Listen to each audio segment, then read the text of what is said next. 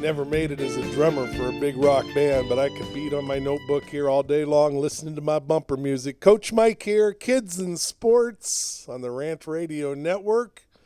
Thank you for joining me. Get your pen out, write down the numbers. You got two choices. 855-693-4897 is one of them. That's 855-693-4897. Or you can call 855-969-RANT. 855-969-RANT. That happens to be 7268 on the end. You might want to call me today, especially if you're a parent that's frustrated with your youth sports out there. We're going to be talking about responsibility. I'm going to be talking. I hope you join me. I'd like to have more than me. All my cohorts are out busy doing things today, so I'm here going solo, but that's okay. I've got lots for you. And again, we're going to be talking about responsibility, and especially how it applies to youth sports. We're going to move outside of that a little bit too. But at the same time, of course, being a coach, you got to do your homework before you can listen to this show, and that's checking out the website, www.kidzinsports.com. That's Kidz, and as in Nancy, sports.com. For those of you that are challenged by the funny spelling, you can also go to yourkidzdsports.com, spelled out like it sounds. Take my poll, this week's poll. By golly, where did I put it up there? And it had to do about whose responsibility is your child's success. Who's responsible for that? Is that the parents? Is that the coaches and teachers? Is it the administrators? Or what about your kid? Could it be their responsibility? By golly, that's something we're going to talk about today. So make sure you check that out. Sign up on the right-hand side. You'll see that you can sign up for my newsletter, get weekly posts, little news bits now and then. And you often get a little early heads up on who's coming on the show when they're coming. Once the fall gets around here, my guest list will jump up. Summer's a hard time to get people sometimes. Okay, I know I haven't worked as hard as I should. What are we going to talk about today? Well, responsibility. And why am I going there? I'm going there because of the past several shows we've been doing. In and out, you've been hearing us talking about quite a bit about team, about your attitude as being a team player, about college scholarships and the path to getting those, and is it worth getting them? Is it worth the effort? It might be for many, but for many more that don't get it, who knows? I'm sure there's a lot of disappointed people out there. And if you're a disappointed person, you're somebody I want to hear from. Tell us your story. You thought you were going to get your son or daughter a college scholarship, and all of a sudden it wasn't there. Okay? Who was responsible for that? And it sort of goes in with what we're seeing in our society right now. Everybody wants to blame somebody for everything that goes wrong. How do we get to that point? How do we get? I know part of it is money. I think there's a lot of people out there that are disingenuous, that are not sincere. Maybe they've had a loss, but right away they're going beyond where they should go, and they're looking for somebody with deep pockets, somebody to sue. I guess they figure if they get the money, it's going to make them feel better. I try to operate. I mean, I like money too, don't get me wrong. But I try to operate from that old saying, store your treasure up in heaven, where neither moth can eat or destroy, or where the thieves cannot steal. If you store it up on earth, it can go just as quickly as it comes. And it's still true today, and we forget about that. I'm going to talk a little bit. My friend Cindy Bristow has been a guest on this show a number of times. Her newsletter today especially, her last two, she had a two-part blog about why there's 5 signs that she thinks we've lost the meaning of team. And I couldn't find my newsletter from last week or the first post. I hope I didn't delete it. I have to go back up and get it. But she had a couple more parts of it today. And she talks about a number of things there. Talks about team jumping. Talks about being me player. Are you a me player or are you a team player? And in the first part, she had a story about the difference between a group and a team, and she used the analogy of an elevator. And again, I lost my first one, but the gist of it mainly, if you were in an elevator and it got stuck between floors, what are you going to do? What is your reaction to that? Are you going to panic? Are you going to right away you start making, well, whose fault is this? Who's going to pay for this? Or are you going to figure out how to get out of that situation? And you can easily see how that can expand into being the work of a team. And a team succeeds when they all pull together. What is the acronym for team? We like together, everyone achieves more. But today, and you've heard it over a couple of shows, what's the big thing? I know in the softball world, and I think it is in other sports, some of the other sports is too, with travel ball and stuff, is not winning games, but going to showcases, showcasing me. College coaches want talented players. They want to see skills, but if you talk to most college coaches, they also want team players. And how do we recognize team players? And this goes back a little bit to responsibility. Do you honor your commitments when you sign up for a team? I know in the case of our family, there was one team that my daughter left before, usually before the end of the commitment. Before in softball, there's generally like 2 seasons of commitment. You have your winter ball side. This is for when you get into travel ball and stuff. You have like from late August to December, early January. And then a lot of your older high school teams older travel ball teams, they might keep practicing, but they sort of break up a little bit there because they can't play games both high school and travel at the same time. So a lot of them sort of go dark, or they might practice once a month. Some of them practice still on a weekly basis until the high school season's over. Then that's when the real season, that's when all the titles, the national championships. So your next commitment is from April or May to August, and when a team goes to nationals. There was one team that we left in that time frame because they were getting ready to go. We were in 14s. 14 age and under, and the team was getting ready to go to Wisconsin to qualify for a tournament.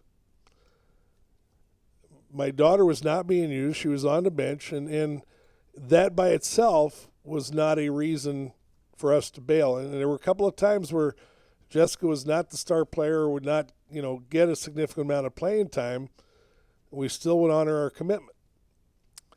But this particular team brought in another pitcher who, there's other issues after that. They actually lost a good pitcher they had because of the way the coach chose to use the new pitcher. But the assistant coach, who had been on one of my daughter's earlier travel teams and we respected greatly, he came over to me. We were at the state tournament, and he came over and said, Mike, I'd go ahead and look for another team. He says he's not going to use Jess. So when we told the head coach we were going to leave, because I didn't have $2,000 or $3,000 to find a way for her to go to Wisconsin to sit on the bench. I mean, it's hard to do that, but that's something you sort of got to do as part of the, part of your commitment.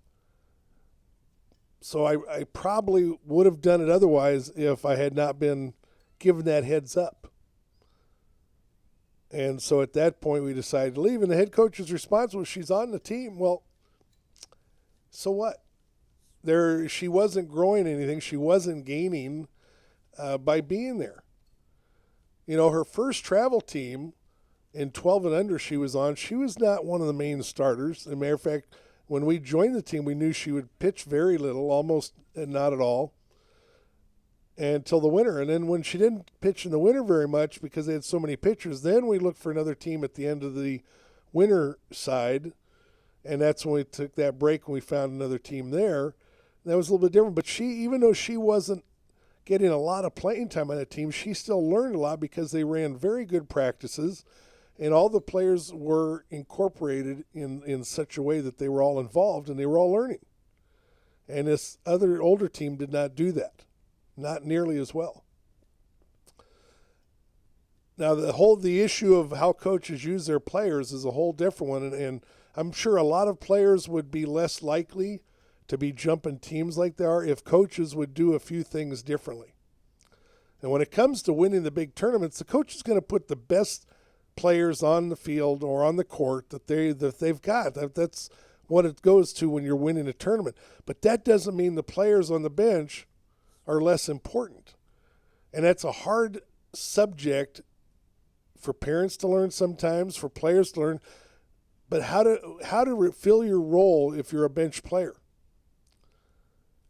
How do you show that player they are important? Because there's a couple things that could happen. One of those starters could get hurt, and now suddenly you're needed. But not only that, and Cindy talks about it really nice in her newsletter here. Let me just find where the one part here I thought was excellent.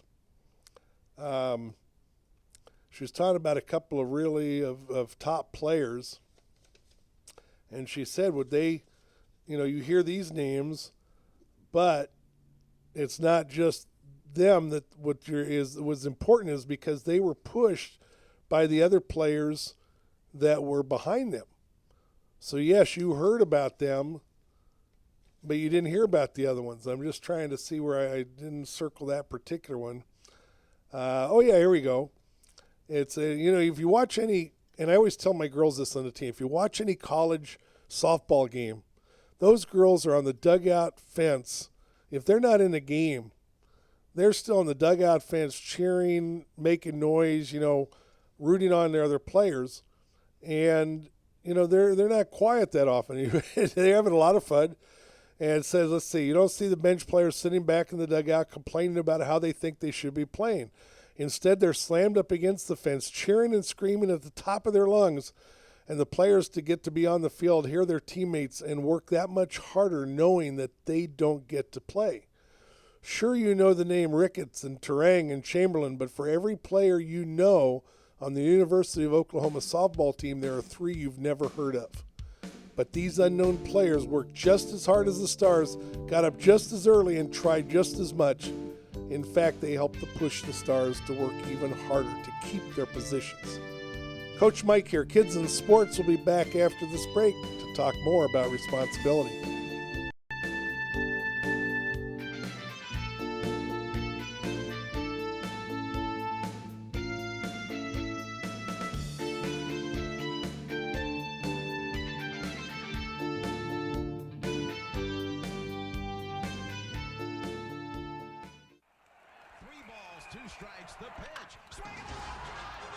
Make your team look like pros with custom lineup cards. Whether you are a travel team, rec team, all-star team, or just some old guys playing slow pitch, we can make your team look a little better with some custom lineup cards. For the umpire, for the opponent, for the scorekeeper, for the dugout, no matter where your lineup card goes, you will look like a big league team with your team logo and name on top of your personalized lineup card. Just visit CustomLineupCards.com. With the best prices in town, you are sure to hit a home run with us. Visit CustomLineupCards.com and go pro.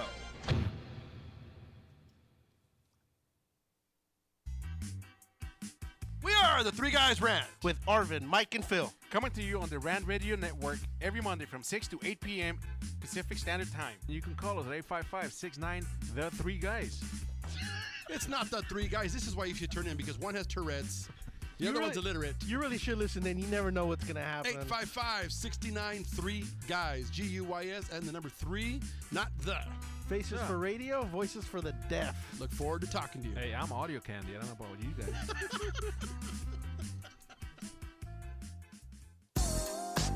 What up, foodie freaks? It's Chef Bev Lazo with the Culinary Trend Show. Join me and my brigade every Thursday night from 8 to 9 p.m. where we will be cooking up some crazy stuff that will give you the appetite for discussion.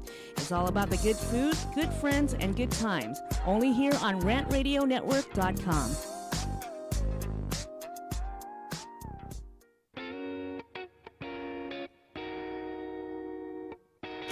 DM Narc Radio Show is now airing on the Rant Radio Network. You've heard the Three Guys Rant refer to us as the Clam Chowder Power Hour. Now we get to bring our New England humor over to Los Angeles. We'll be airing Friday at 2 p.m. Pacific, 5 Eastern, and we'll cover everything from local to national politics and news. Guess what? We're uncensored too. I'm Dave. Join me and Nick Friday on the Rant Radio Network.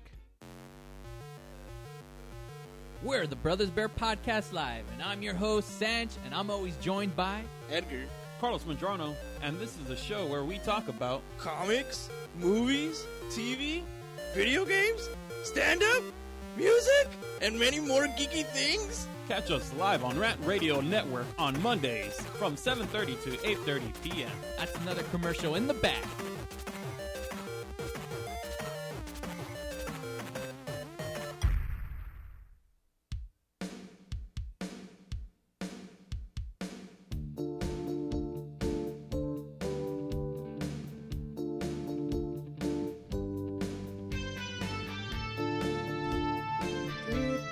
Coach Mike here.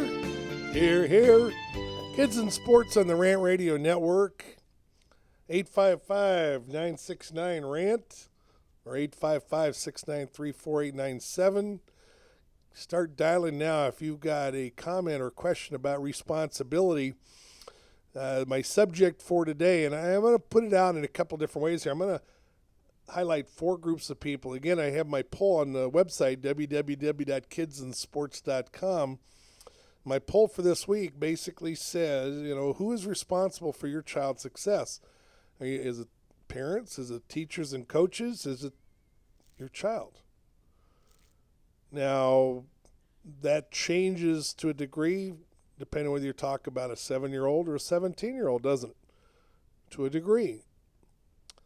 Let's look at a couple of those groups of people. Let's look at the normal people involved in our youth sports life and see where the responsibility lies. What are they responsible for? And that'll help you think about it.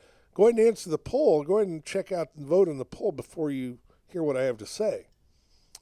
But let's take a look at it. Let's start with the umpires or the referees. Let's start with those guys. Obviously, they're not responsible for your child's success, are they? What are they responsible for?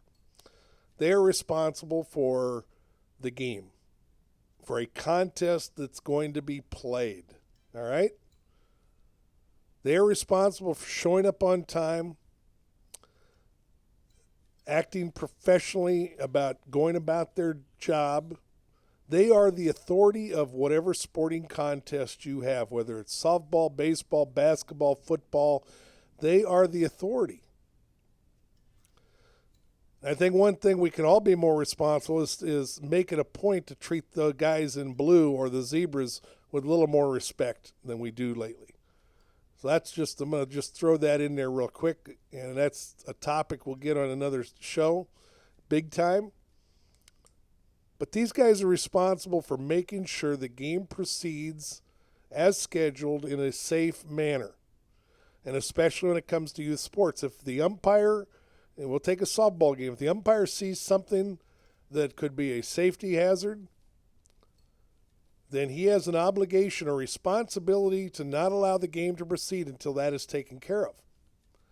Now, we can argue all day long whether they go overboard on some things. That's a whole societal argument on how much we babysit or how much we try to protect ourselves with laws and everything. That applies to youth sports too.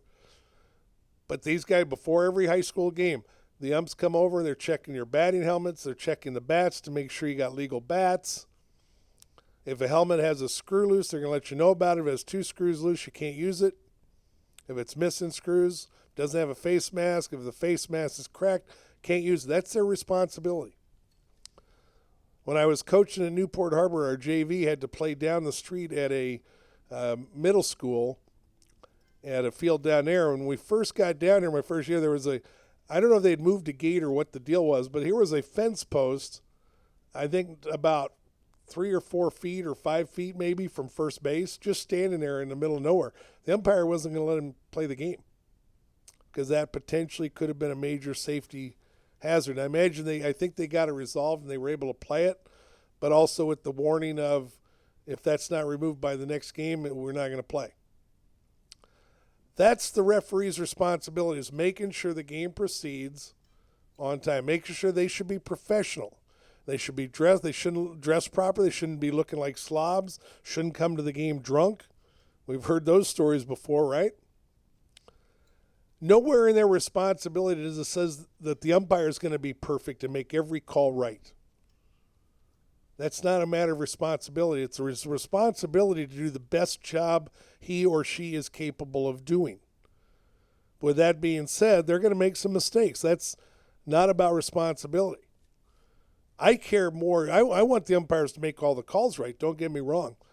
But I really care more about how that umpire treats me as a coach, because I care about how I treat him as an umpire or her. I try to make it a point to always give them respect.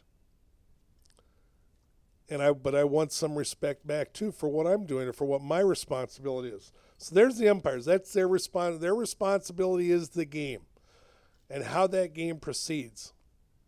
Okay? So let's check them off the list. They are not responsible for your son or daughter's success. Now, I'm sure out there you can say sometime you're going to have some coach because they struck your son or daughter out. Oh, you just hurt their chances at a college scholarship because that was a terrible call on that third strike. Come on. Now, obviously, most parents don't go there, but I think I've seen a couple over the years that probably would go there, okay? As silly as that might sound, there's a few of them that are going there. Let's go to the next one. How about administrators? Now, I didn't put administrators on the poll, but how about administrators? The principal of your school. Are they responsible for your child's success? If we ask, do they contribute to your child's success, I would say yes. But are they responsible for it? No. I don't think so. Their responsibility is to run the school. Their responsibility is to take the resources that they have at hand and oversee. They're an administrative position. That means they might know who your son or daughter is, but they're not going to be following them around all day. It's not their job to make sure their grades are up. It's their job to make sure that there's a teacher in their classroom.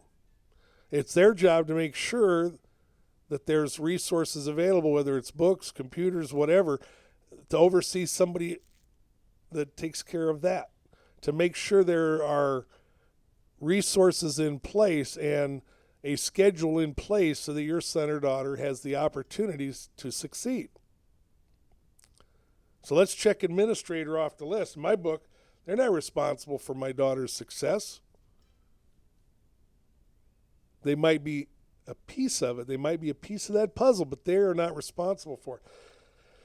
So let's take the next step down, coaches and teachers. Now, these are the people that are going to interact with your son or daughter on a daily basis, or at the very least on a weekly basis. How responsible are they for your son or daughter's success? And I know in this, as a matter of fact, the next break, I should have looked it up earlier. I'll look up. I know of a case several years back down in the Newport Beach area where there was a parent that sued a coach because he didn't play his kid enough and thereby cost him his college scholarship. He hurt his chances to get a college scholarship. You know how long it took that judge to throw that case out of court? If reality were to be known, I would suspect that the judge probably had already, it would have been officially thrown out before the actual trial date if that was possible. The coach is not responsible for your son or daughter's success. I tell my players that every time. If I don't want the players looking to me as being the solution to their life. I want to have a positive impact in their life. I love being a part of their lives. Don't get me wrong, I love coaching. All the other things I do in my life, my web design stuff, graphic design stuff, any other jobs I work, everything I do is I jokingly say, but it's sort of serious, is it's to support my coaching habit. Because I love to coach. I love to have an impact on these kids' lives. And I hope it is always positive. I know it won't be every time, but I try to make it the best I can do. My responsibility as a coach is to provide opportunity for your son or daughter. And I do that in the form of organizing the practice, making sure we got the proper equipment we need, as much as possible. It was sort of tough this year. We didn't have a pitching machine. But to do what I can within my capabilities to make sure that we have a practice to give your son or daughter, or in softball, to give your daughter an opportunity to become a better player. And the one thing I point out to the team every year, and I will continue this, is one of the things I see kids do, I see even teenagers, is they too often want to compare themselves to their classmates, to their teammates. And if they're not as good as that other teammate, if that's the comparison is made in the wrong way, that becomes a negative, because now it's a rejection for them. Why am I not as good as her? Now, there's nothing wrong with idolizing a better player and saying, I'd like to become like her, and setting that as a goal. But I always point out, your job is to become the best player you can be, to be the best Susie you can be, or Judy, or Amanda, whatever your name is, to be the best player you can be, to be a better you tomorrow than you are today. And that's what my responsibility is to give them that opportunity. But ultimately, I cannot make sure that they work as hard as they should. I can't control them. When they leave that field, I can't control what they do. I'm not their babysitter. And I let them know that I am not your babysitter. I generally will not even spend a lot of time with them in their warm-ups. They have a warm-up procedure. They don't need me out there to hold their hand and do their stretching and go take their jog and everything else. They know what they're supposed to do. I might do that the first week of the season to establish the routine we want to have. But after that, that's on them, and that's on my senior leadership. The players know what they need to do. They don't need me to hold their hand. And I see some coaches, one good friend of mine, he still likes to babysit them in their stretching. I say, when that'd be great if they were 10-year-olds, 12-year-olds. I would say 14-year-olds don't need the coach to babysit them once they set the routine. Teach those kids some responsibility. That's what my job is, to help them become a better player. And part of that, I believe, I should teach them some responsibility. And you do that now, you can tell them about responsibility all you want, but you need to give them opportunities where you are putting responsibility on their shoulders at a level you feel they're capable of handling, and let them deal with that responsibility. And this is the value of youth sports, is failure. Dealing with failure is learning responsibility. Dealing with failure is a way to learn responsibility. Because if you failed at something, why did you fail? If you look at it that way, we get too hung up on, I failed, poor me, I'm not as good as so-and-so, poor me. We look at it the wrong way. I'm going to give you a different way to look at it when we get back from the break. Coach Mike here, Kidz and Sports on the Rant Radio Network. We'll be back in just a minute.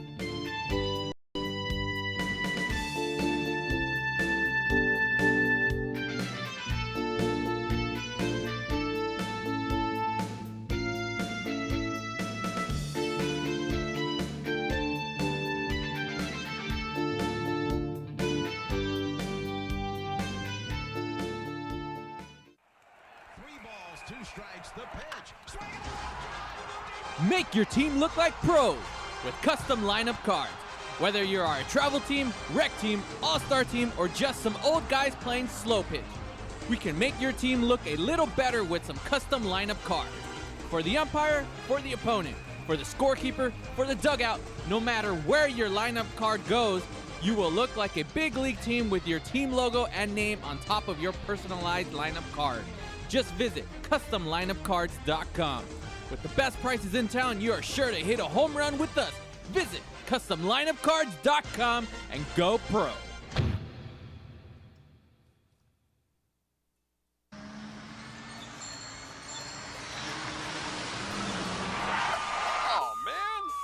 TheTicketSurgeon.com. Reach us at 855-WIN-4-199. Did you get caught speeding, texting while driving, or doing anything else you weren't supposed to do? Give us a call. Don't miss work. Don't lose out on the money. Don't get any more points. What about your insurance? Let us fight for you. TheTicketSurgeon.com at 855-WIN-4-199. Welcome to the Monster Marketing Group, your one-stop shop for all your marketing needs. Anything you need to make that marketing and advertising campaign stand out, we're your people. Concepts, design, production, social media, anything that you can dream up, we're going to make happen for you. And we can do it in a very quick turnaround. Please give us a call at 888-49-MONSTER.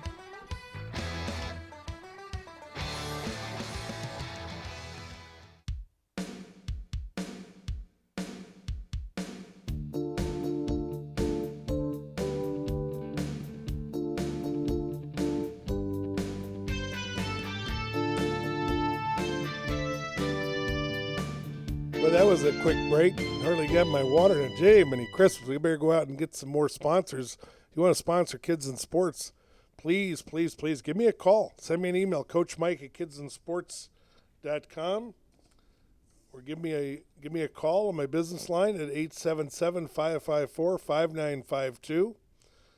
And let's sit down and talk about how you can be a part of this show as a sponsor. Promote your business. I've got a lot of neat ways to do that. Looking at failure, how do we do that? Coach Mike here, Kids in Sports on the Rant Radio Network. Too many times our young players look at failure through the wrong prism. It can be a tragedy for them. It's the end of the world. And they miss other opportunities. And that's where I, as a coach, come in to try to help guide them in a different direction. Parents do this. This is your calling too. Don't just hand your child a solution. Get them to think what the solution might be. Get them to understand that there's other possibilities there. Okay? That will help them grow stronger and help them to change that thought that the first time something goes wrong, oh, I'm a failure, oh my, look at me.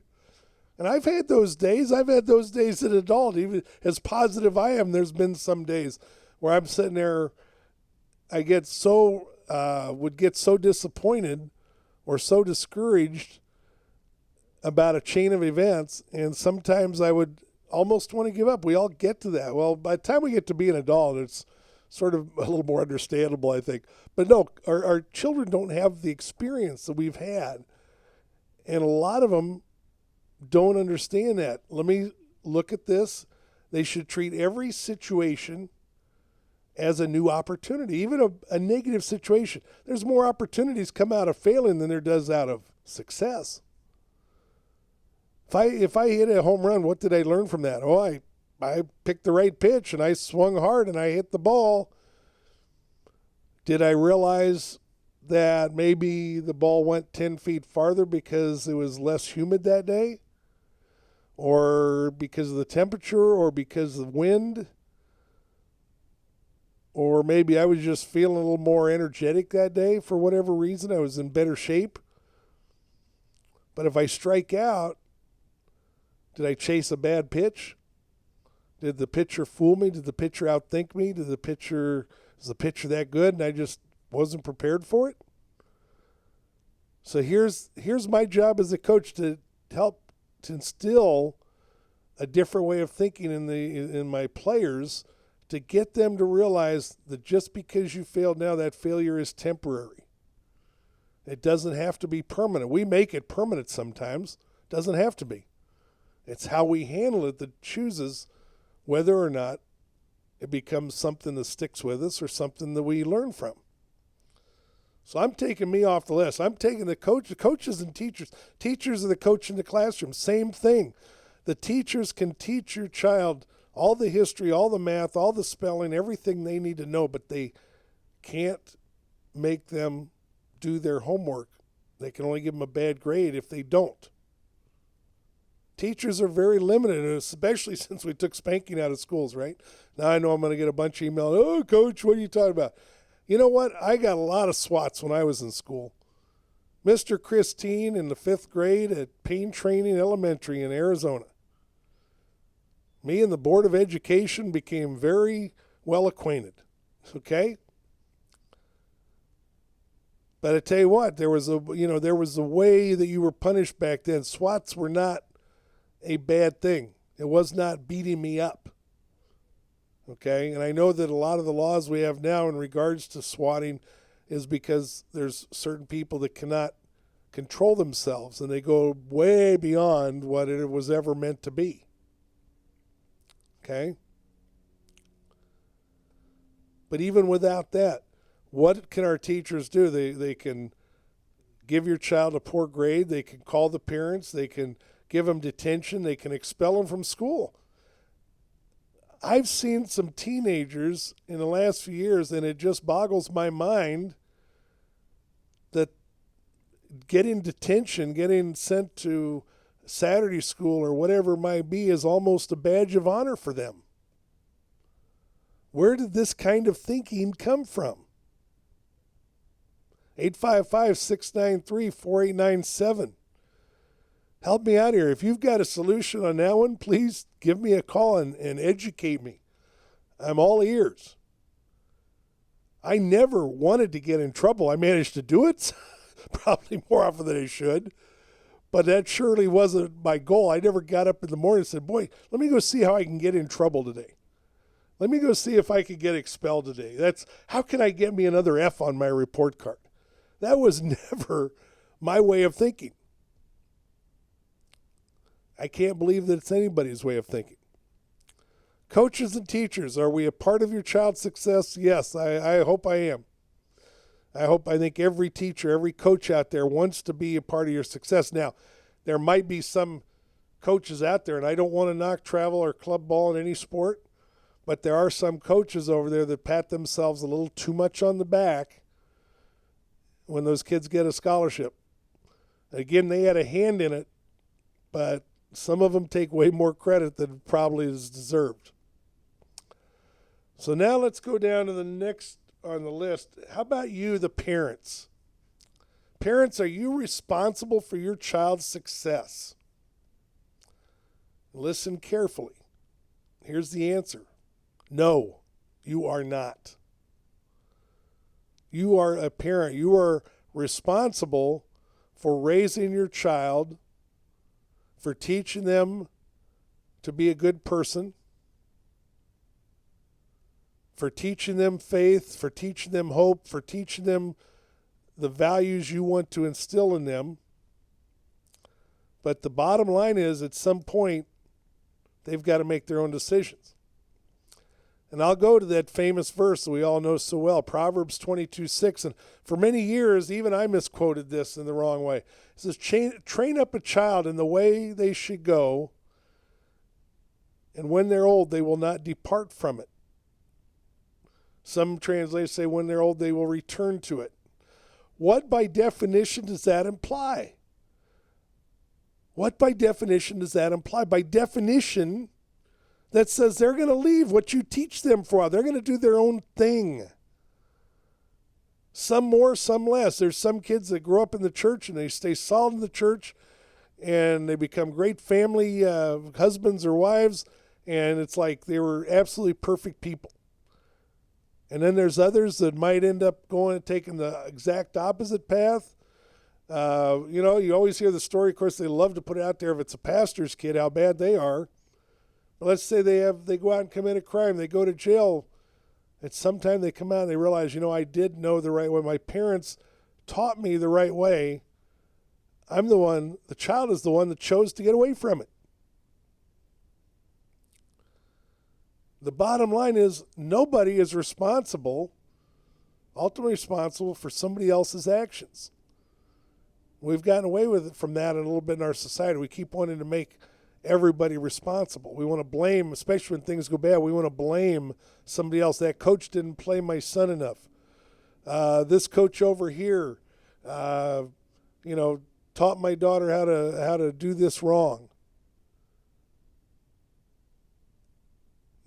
No, is the person that wants to succeed that is responsible for their success.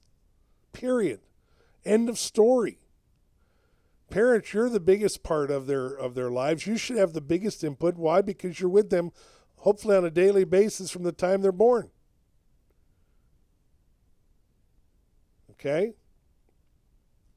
Coaches and teachers, you're with them on a daily basis for a certain period of their lives. But there's only one person that is with your son or daughter 24 hours a day, 7 days a week for their whole lives, and that's them. Are we encouraging them to take the responsibility to succeed? In the case of being an athlete, are they taking the responsibility of making themselves better? If they want to get a college scholarship, they're not going to get it just by sending more letters to more coaches. That might help. They're not going to get it just by being on a certain team. That might help. But they're going to get it because they work harder than somebody else at developing their skills. They spend more time learning their game. Who was it? I think it was Peyton Manning I heard about. And one of the quarterbacks, they said, that was just unbelievable in the number of hours that they would watch film of opposing defenses before a game to learn what they were going to be up against. And I'm sure there's a lot of the quarterbacks do it, but the most successful ones do it more. The most successful people do it more. They do the things they need to succeed more than those that don't. Why am I not more successful than I am? Because I probably goofed off more than I should have. I watch too much TV. Love those Lifetime movies. And there's sometimes I just can't get my lazy bottom out of the chair and go do something I should be doing that might make me some more money so that I can buy my wife a nicer present, or I can do something more for somebody else to help somebody. But I'll get stuck on this. I can't blame. Should I blame the people that made that TV for putting that in front of my face? Teach your son or daughter that they are successful they are responsible for their success. And the more they understand that, the more they will succeed. Just like little Deanna last week, 11 years old. And that young lady, I could tell, is one of those people that realizes, I want to do this. I've got to be the one to go do it. Okay? I've got to be the one that needs to go get good grades. If I want to play in college, you got to have the good grades. Now, that brings up an issue, and this is a neat one. I happened to be looking through the web, and I came across the Responsibility Project, apparently sponsored by a large insurance company. And they had some interesting blogs on there, and I want to talk about a couple of those blogs because it fits right into what I'm talking about today. Coach Mike here, Kids and Sports on the Rant Radio Network. We'll be back with you in just a minute.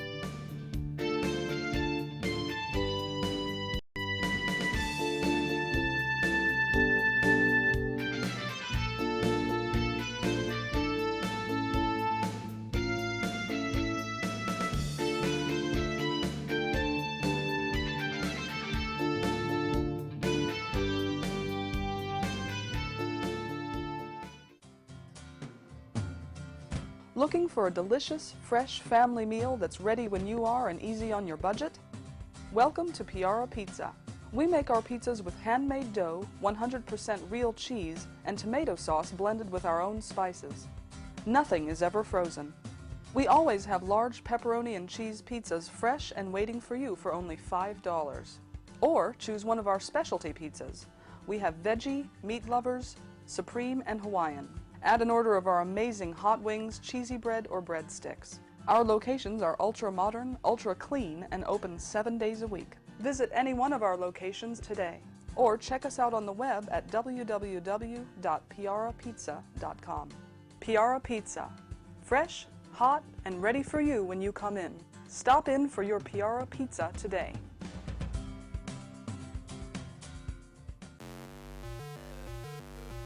We're the Brothers Bear Podcast Live, and I'm your host, Sanj, and I'm always joined by Edgar, Carlos Mandrano, and this is a show where we talk about comics, movies, TV, video games, stand-up, music, and many more geeky things. Catch us live on Rant Radio Network on Mondays from 7:30 to 8:30 p.m. That's another commercial in the back.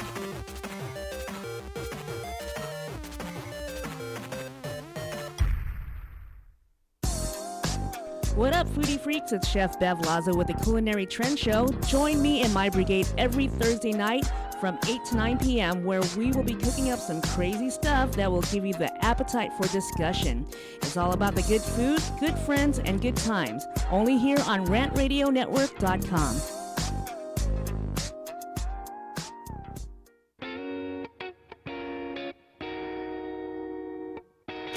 DM Narc Radio Show is now airing on the Rant Radio Network. You've heard the three guys Rant refer to us as the Clam Chowder Power Hour. Now we get to bring our New England humor over to Los Angeles. We'll be airing Friday at 2 p.m. Pacific, 5 Eastern, and we'll cover everything from local to national politics and news. Guess what? We're uncensored too. I'm Dave. Join me and Nick Friday on the Rant Radio Network. 3 balls, 2 strikes, the pitch. Swing it. Make your team look like pros with custom lineup cards. Whether you are a travel team, rec team, all-star team, or just some old guys playing slow pitch, we can make your team look a little better with some custom lineup cards. For the umpire, for the opponent, for the scorekeeper, for the dugout, no matter where your lineup card goes, you will look like a big league team with your team logo and name on top of your personalized lineup card. Just visit CustomLineupCards.com. With the best prices in town, you are sure to hit a home run with us. Visit CustomLineupCards.com and go pro.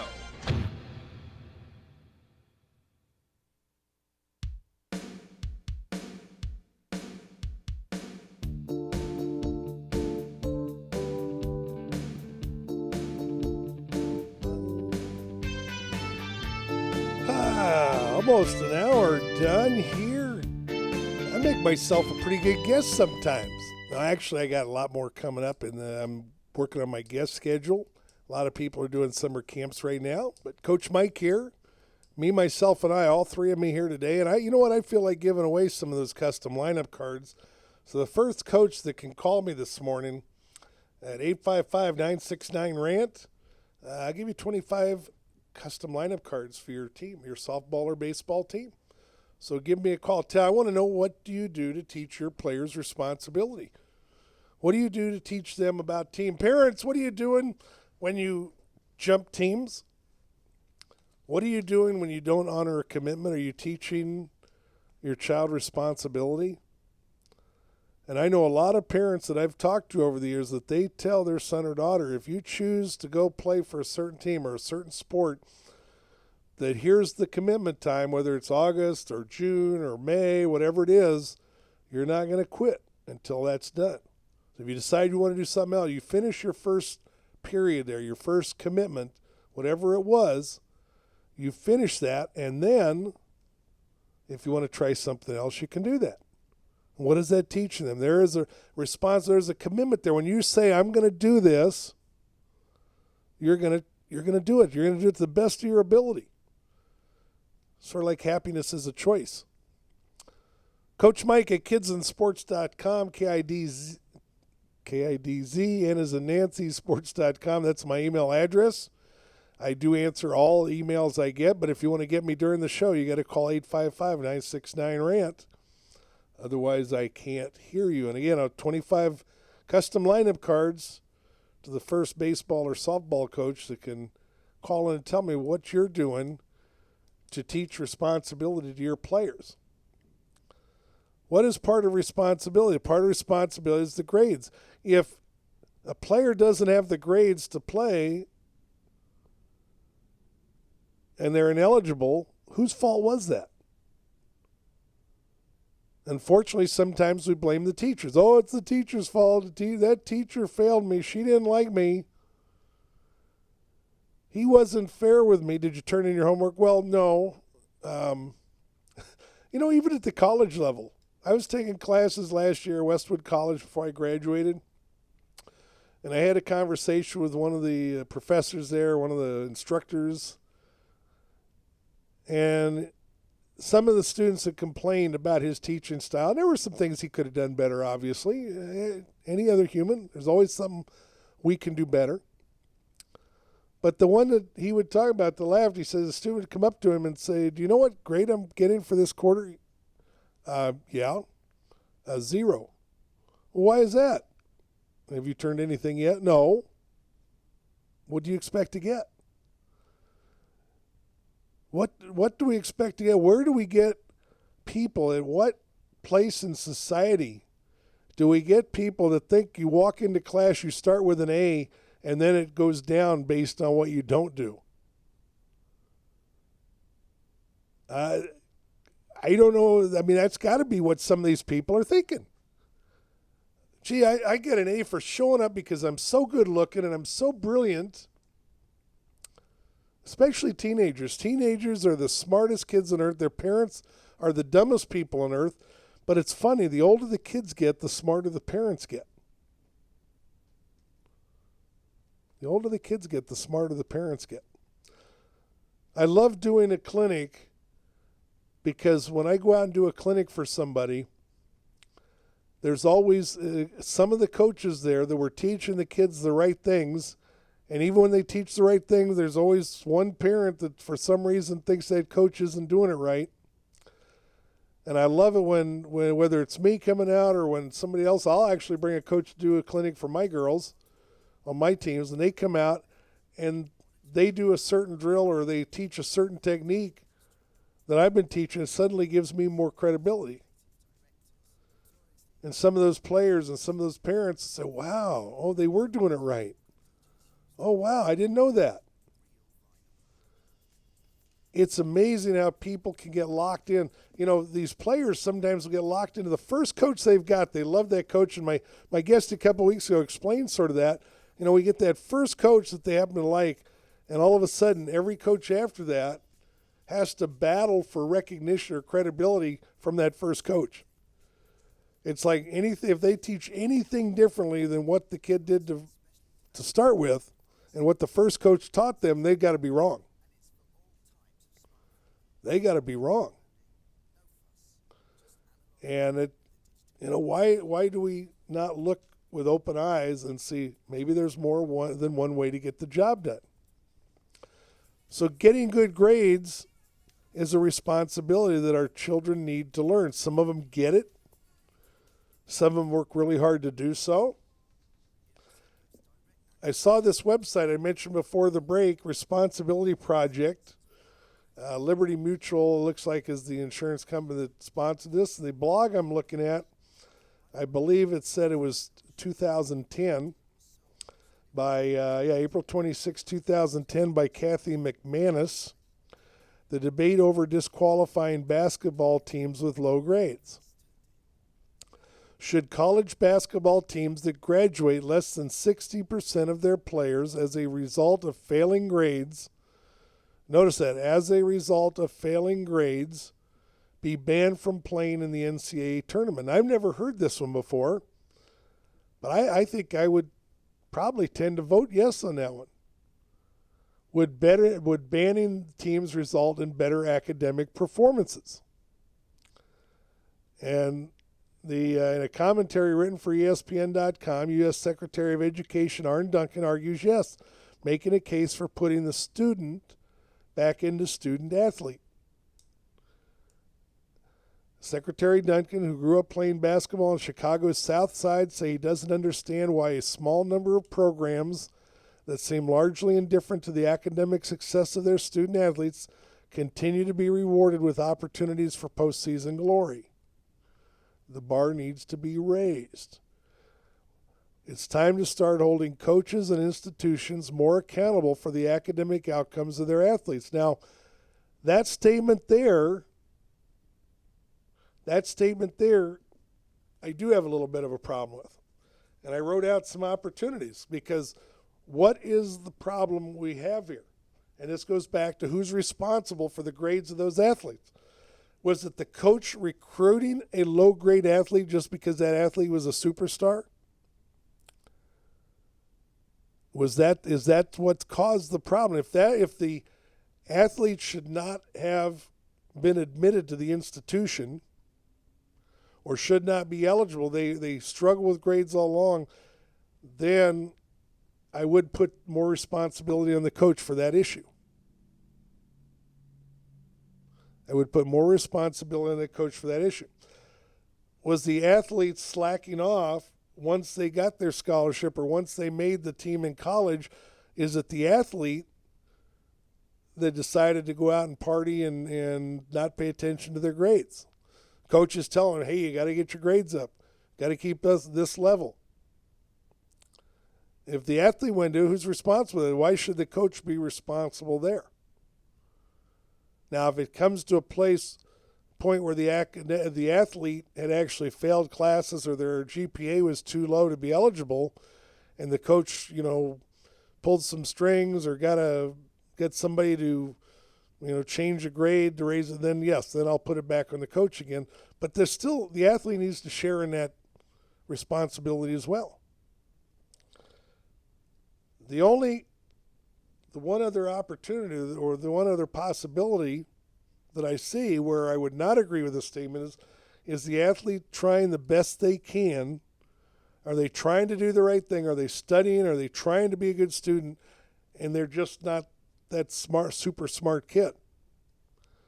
And I know a big example of that, of a very well-known person in the softball world. She came out and told my girls she had a 2.3, or I think she said she finally got her GPA up to 2.69. She was just never a very good student. But if you saw her today, this person is very successful. She's doing very well. And she makes a big impact on a number of young ladies' lives by her coaching and what she teaches the girls when she's doing clinics and stuff. So I do think our education system needs to find, how can we say that? We need to find a little way to realize that it's not just the grade that makes the decision on whether that student is successful or not, or whether that student did their job, or whether they learned. Maybe some students are just bad at taking tests. Some of them try very hard and they just struggle on it. Should they be punished because of that? No.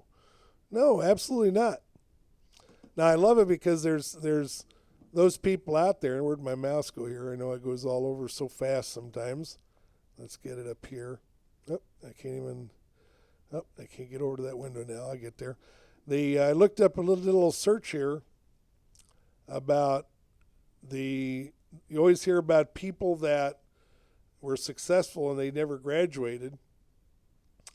Let's see, every generation, this is from Business Insider, March of this year, the most successful new college dropouts. Let's see, every generation has its college dropout heroes. The baby boom had Steve Jobs, Bill Gates, Paul Allen, and Michael Dell. Generation X had people like Dig founder Kevin Rose, Napster Sean Fanning, and blogger, creator, and former Twitter CEO Evan Williams. Generation Y, i.e. people under 30, has plenty of stars too, including that guy who started Facebook. Okay? High-profile people like Peter Thiel are starting programs to encourage them, offering money and support for those who want to skip higher education and get right down to business. Sounds pretty glamorous. Oh, man, I can skip college and go get some money, and I'm going to be a millionaire before you know it. Nonetheless, most dropouts actually end up worse off, earning 80% less than a college graduate and significantly more likely to be unemployed. In the end, it takes a special breed of person to make it big without a degree. And some of those dropouts never even made it to college. Okay? But you got to remember that. Just sort of like we talked about a few weeks ago with athletic scholarships, those are the exceptions to the rule. Coach Mike here. Talk responsibility. We've got an hour under the belt. Be back for the second hour in the Rant Radio Network coming up.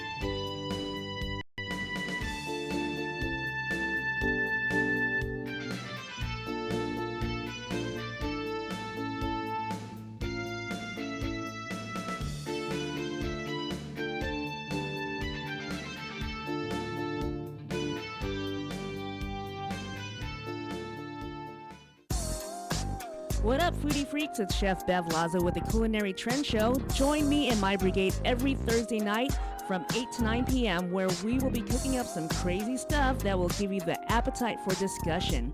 It's all about the good food, good friends, and good times. Only here on RantRadioNetwork.com.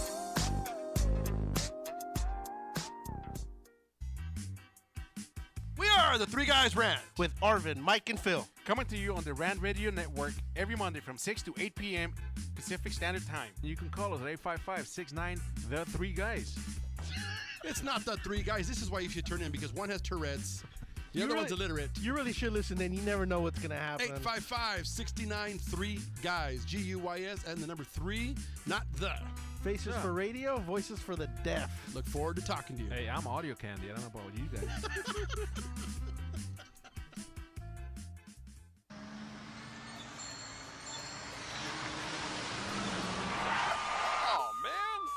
TheTicketSurgeon.com. Reach us at 855-WIN-4-199. Did you get caught speeding, texting while driving, or doing anything else you weren't supposed to do? Give us a call. Don't miss work. Don't lose out on the money. Don't get any more points. What about your insurance? Let us fight for you. TheTicketSurgeon.com at 855-WIN-4-199. 3 balls, 2 strikes, the pitch. Make your team look like pros with custom lineup cards. Whether you're a travel team, rec team, all-star team, or just some old guys playing slow pitch, we can make your team look a little better with some custom lineup cards. For the umpire, for the opponent, for the scorekeeper, for the dugout, no matter where your lineup card goes, you will look like a big league team with your team logo and name on top of your personalized lineup card. Just visit CustomLineupCards.com. With the best prices in town, you are sure to hit a home run with us. Visit CustomLineupCards.com and go pro.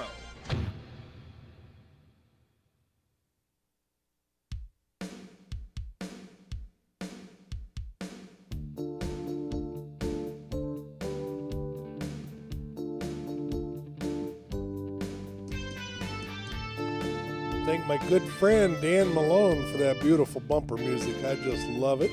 I've actually had requests for it, believe it or not. It's pretty cool. Coach Mike here, Kids in Sports on the Rant Radio Network. Thank you for joining me. Hope you'll give me a call, 855-693-4897. Coaches, I want to hear from you. What do you do to teach your players responsibility? What do you do to teach your maybe sometimes you got to teach the parents too. Teach your players responsibility. Being a team in a team sport, takes some responsibility there. It's how you're thinking. There's a discipline. I tell you, there's just so much to go into it. Second hour here, Kids in Sports. Check out my website, Coach Mike at kidsinsports.com.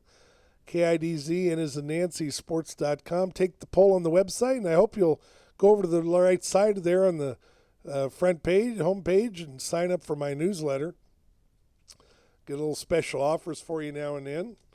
If you want to call in, 855-693-4897, tell me your story and responsibility. I do have 25 custom lineup cards for a baseball or softball team. First one that calls in. Go back to mention in the first hour, Cindy Bristol, Softball Excellence, softballexcellence.com. Really encourage you to, even if you're not a softball team, you might want to check out her website because she puts a lot of good stuff on there that apply to other sports as well. And her 2-part article on signs that we've lost the meaning of team is a prime example of this. Part team, and she even talks about another sport. And I don't know if my guest a few weeks ago mentioned, he was a hockey coach. Say softball isn't the only sport that's dealing with the issue of overcharged travel teams and lack of skill development at the younger levels. What does Coach Mike always say? Teach first, win later. USA Hockey had to curb the creation of elite super teams, so they stopped holding a Pee Wee National Championship. Finally, they began discouraging younger players from full ice games and instead encouraged them to play other sports. Wow, what do we say? What do we say a few weeks ago about that? This astonishing shift was triggered by the fact that USA Hockey realized kids introduced to hockey weren't sticking with it. That by age 9, 43% had quit hockey altogether. We were talking when VJ Stanley was on a few weeks ago. We're talking about age 12, where what is it, 60 or 70% of kids quit playing sports at age 12.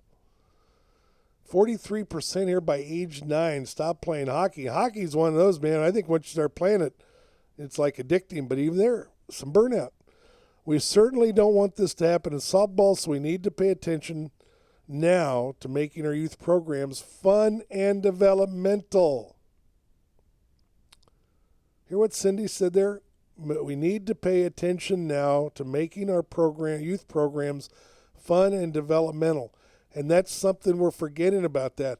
Coaches, you are letting down on your responsibility to teach players. If you don't want to teach, then get out of the game. Don't think you're just at a higher level. I had a well-known college coach even told me one time, she says at her level, she says at the college level she was still teaching. Okay? She pointed out to me, we were at the camp one time, and she said, Mike, I got 230 kids out here, and almost every one of them has a batting coach and they got a pitching coach. How many of them have a defensive coach or a throwing coach? She says, I could line these 230 kids up here in short center field, and I'll bet more than half of them could not make a good throw to home plate. And I have a drill that I do on that I picked up a long time ago. We do on a fairly regular basis. I put an empty bucket on top of 3 softballs sitting at home plate. And I have my players put them in left field, center field, right field, wherever we want to work on. And I'll hit them a fly ball or a ground ball, and they got to try and knock the bucket off the balls. I did that with my new camp players and stuff, some of my returning JV players out there last week. And I think 2 of them hit the bucket after about 2 tries. So let's see, I think there was 8 girls. So 16 tries, 2 times the bucket got knocked off the balls. We lose the responsibility. Sometimes coaches want to get away from the teaching side. They just want to be able to make out the lineup and win. Teach first, win later.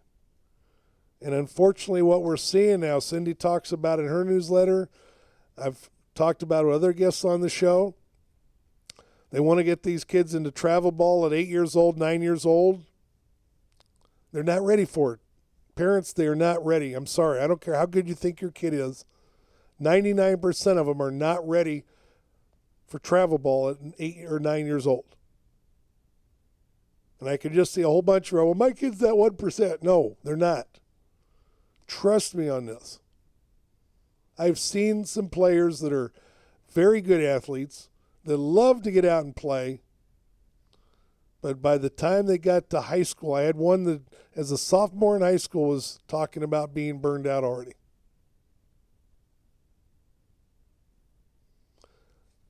You don't realize it. You don't realize what it's doing. Give them an opportunity to play another sport. If they absolutely don't want to, at some point, as long as make sure they take a break. They take a month off. High school out here, I think most high school associations do. I know CIF, we got a dead period for all the sports except I think football and what is it? The girls volleyball I think is fall sport. The fall sports take their dead time usually a little different because they got to be back and ready to go in August. But for the rest of us, August is a dead period. There's a month goes by. I don't talk to my kids. We definitely don't do anything. So we don't get together. No softball, nothing. They get a month off. Give their bodies a chance to rest. If your child has been playing any sport, softball or otherwise, they've been doing that for a year, 2 years, 3 years, 5 years, trust me, 1 month off is not going to make a big difference in their game. They might be a little rusty the first practice or 2 coming back, but a lot of times they will actually look better. And I tell a story, a bowling story about, and VJ encouraged me a couple weeks ago. He said, you're proving the point there. I got it in my head that I could go be a pro bowler one time because in 1 year I went from a 156 average up to 183. And the requirement to join the PGA was a 195 average for 2 years. Doesn't mean you're going to make any money. That's just the minimum required to join.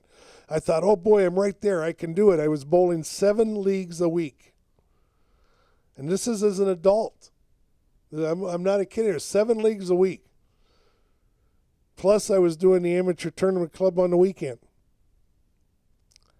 I got tendonitis going down my arm or some sort of bursitis or something that hurt so bad I had to give it up. So a couple of years away from the game, when Diane and I got married, we were up in Las Vegas for our honeymoon, and I said, hey, let's stop by the showboat. Let's go in and bowl a game. I haven't done that in so long. I picked up a house ball, just one of the balls they had on the shelf there, and I rolled a 500 series, which is about a 170 average per game. Now, that's nothing to brag about for most bowlers. And the normal, I mean, there's some people who love to have a 170, just like anything. But here I am. I haven't touched the ball in 3, 4, 5 years, rolled a 170 game. What somebody told me one time is the reason I was able to do that is anybody that's participated in a sport for any given amount of time, if you take a break from that sport, what do you remember when you come back to do it again? You remember all the good things that you were taught, how to do this right, how to do that right. That's sort of now, talk about muscle memory or mental memory to go with it. It's sort of like some of the bad habits you had sort of filtered away. And now the good stuff is there, and suddenly you don't do too bad. Now, you might actually get a little bit worse before you start getting better again. But you can take that break. It's good for your body, folks. Parents, you want your child to get that college scholarship? You need to do this. And I'm sorry if you think I'm preaching at you, but it's true. There's too many people out there, too many of the experts that are pointing out the examples, example after example after example, and studies have shown this over and over again. We're pushing our kids too hard, too fast, and it's about winning. We make it about winning too early. Trust me, your 8 or 9-year-old, most 8 and 9-year-olds won't know what the score is. And try this, coaches, you young coaches out there, young parents. Maybe you're not the coach of your team. You're going to be out there this weekend playing some softball, let's say, or some Little League baseball. Tell you what you do about the 5th inning. Walk over to the dugout and say, kids, what's the score? Or pick out one or two, or pick out your kid. What's the score? And ask them. See if they know what the score is. Okay? Now, unless the coaches tell them every inning before they go in, oh, gee, we're down 3-0. They might not know. They're probably not going to know. We were getting our rear ends kicked one time when I was coaching 8 or 10-year-olds. I forget which it was. And because I had this one player, I coached her a couple different seasons at Downey Ponytail. And she come in, we were getting beat about 8-0 one game.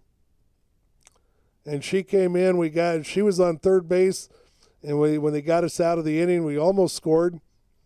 And she comes running across and jumps on home plate, just like a little kid would, having fun, Coach, are we winning? Have you seen any of us touch that white thing you just jumped on there? No, we're not winning. We were down. It was, it's always, nobody likes to lose. I don't like to lose.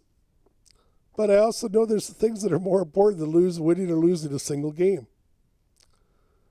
And that helped me remind me of that. Most 8, 9, 10-year-olds, they want to play. Let them play. Teach them some responsibility. Teach them the basic skills they need. As they get older, little by little, start teaching them more responsibility. How can we do that? We'll talk about that after the break. Coach Mike here. Kids in Sports on the Rant Radio Network. We'll be back after these messages.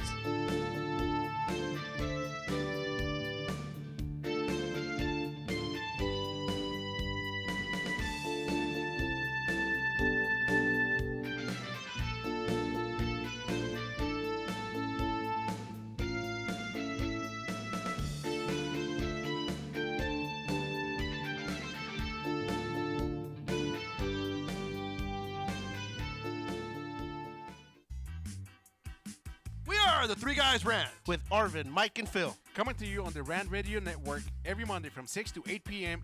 Pacific Standard Time. You can call us at 855-69 The Three Guys. It's not the three guys. This is why you should turn in, because one has Tourette's. The other one's illiterate. You really should listen in. You never know what's going to happen. 855-69-3-GUYS. G-U-Y-S and the number 3, not the. Faces for radio, voices for the deaf. Look forward to talking to you. Hey, I'm audio candy. I don't know about you guys.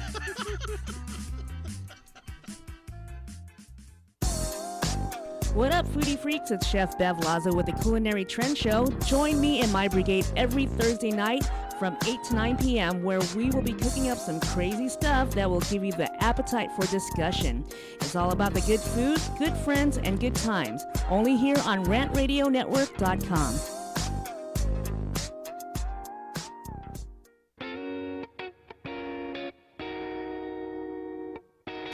DM Narc Radio Show is now airing on the Rant Radio Network. You've heard the Three Guys Rant refer to us as the Clam Chowder Power Hour. Now we get to bring our New England humor over to Los Angeles. We'll be airing Friday at 2 p.m. Pacific, 5 Eastern, and we'll cover everything from local to national politics and news. Guess what? We're uncensored too. I'm Dave. Join me and Nick Friday on the Rant Radio Network. We're the Brothers Bear Podcast Live, and I'm your host, Sanj, and I'm always joined by Edgar. Carlos Madrano, and this is a show where we talk about Comics, movies, TV, video games, stand-up, music, and many more geeky things. Catch us live on Rant Radio Network on Mondays from 7:30 to 8:30 p.m. That's another commercial in the bag.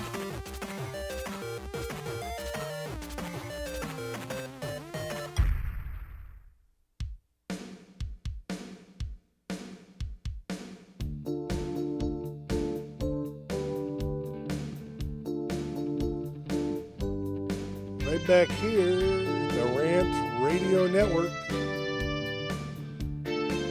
For all your friends that might have missed the show here, you can always catch me live at the rantradionetwork.com and go to the shows, and by golly, they put me up on YouTube or something. I'm right there. I'm actually putting links on my website too, so anytime you miss a show, go back to kidsandsports.com and you can check it out. And you can not only hear me, you can see my beautiful face here, right? With my Yankee shirt. I got my Yankee shirt on today, okay? Best team money can buy. You know what? People oh, my Yankees spend all the money. Yankees spend all the money. You got to know what you're buying. I think this year there's two teams that spend more money on the Yankees. Unfortunately, I think they're both here in Southern California, and neither one of them are doing anywhere near as well as the Yankees, although the Angels did beat the Yankees that time pretty good. But there's a lot of, people badmouth the Yankees, but yet there's a lot of neat things that I've lost an interest in pro sports. If it weren't for my fantasy teams, I probably wouldn't watch near as much. But you look at one of them retired last year or the year before, but look what the Yankees had. They technically got another one with Robinson Cano now, but you had Derek Jeter, Jorge Posada, and Mariano Rivera. You got three Yankees there that never wore another uniform in their pro careers. Okay? How much do you see that in pro sports today? You know what? That's a little bit about team, and it's about responsibility. And I love it. I wanted to talk some more about team and point out Cindy Bristow's newsletter, but I also found another blog here on this Responsibility Project website that I thought was really very interesting. And it goes right to what I'm saying about teaching our kids to take responsibility and do the work. This article is June 28 of this year. Wow, very Andrea Bennett. Obvious, nice blog here. Andrea, way to go. I ought to see if I can get a hold of her and get her on the show one of these weeks. Many concerned parents and educators know of the research, and as she goes on talking about that just praising students for their intelligence doesn't build their confidence and motivation. And that actually identifying a student's inherent intelligence as the major cause of their achievement in school can be outright harmful. This is based on a study by a lady named Carol Dweck. So Dweck is an advocate for process praise, proposed praising kids for hard work, perseverance, and improvement. Don't just keep telling the kid, oh, you're smart, oh, you're good looking, oh, you're great, you're this. Let's take that into the sports. Oh, you're such a great hitter. Oh, you're a great pitcher. You're a great basketball shooter. You're a great quarterback, whatever it is. We don't know what kind of challenge your kid is at. Maybe you haven't faced any challenges or whatever.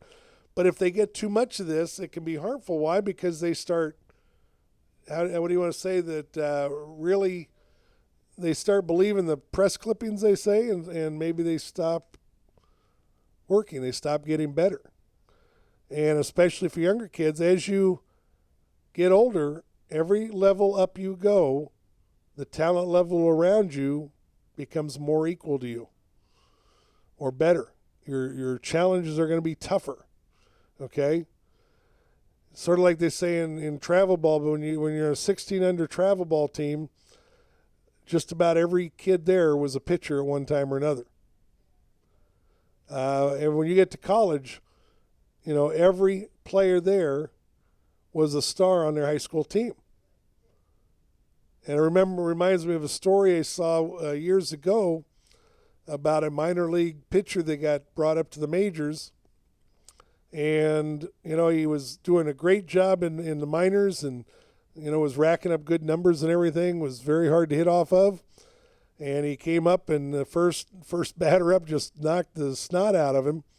Hit a home run or something, and I guess the guy went on and had a great night, and he just got clobbered. He says, I don't get it. He says, that one guy was the only guy that could hit off of me back in the minors. Well, guess what? Every guy they brought up was that one guy that could hit off you in the minors. Everybody, as you move up the level, the ones that are moving up with you are the other ones that are as good or better than you are. And you got to remember that. You got to keep working on improving. This is taking responsibility for your abilities. Don't just take them for granted. Back to being a team. Cindy had, in her newsletter here, had pointed out a really good thing, and this goes back to what we were saying and what I was saying earlier about players are getting too hung up on the showcases, and you've heard a couple of my guests over the last few weeks that really have a negative view of the showcases. Not the idea of the showcase, the idea to be able to get our kids seen by college coaches by itself inherently is not bad. That's a good idea. But what's happened now is it's become too important. Showing your talent, I'm going to hear on Cindy's 4 steps, showing versus winning. Showing your talent is a whole lot different than using your talent to win. Hear what she said there? Showing your talent is a whole lot different than using your talent to win. Where do we have a prime example of this every year? As a matter of fact, it's going to be coming up here in a couple of weeks. We have the Major League All-Star Game. What do we have before the All-Star Game? We have the Home Run Derby. We have the Home Run Derby. You get some of these guys that, hit a whole bunch of balls out of the park. Okay? They're doing it in a set-up situation. They're not facing Mariano Rivera with 2 outs in the 9th inning in a 1-run game. Right? To me, the reason we've lost our way in regards to the concept of team is because travel ball players no longer care about winning and fighting to win. They simply want to go somewhere and show somebody their skill. Sure, they're having college coaches see you play is important to you and to them, but there's a huge difference between showing your skills and using them to win the game. And Cindy goes on, she says, look, I'm not knocking travel ball. I don't want to, she loves travel ball on it, but this one aspect of it we need to take a look at. Throwing for time and making a critical throw in a game are two very different things. College coaches want to recruit winners. The minute we switch from playing softball games where the results actually mattered to playing for time, cramming in 1 million games in 2 days and simply showing our skills, we quit producing winners and we've cheated our young players out of the opportunity to really discover the meaning of competing.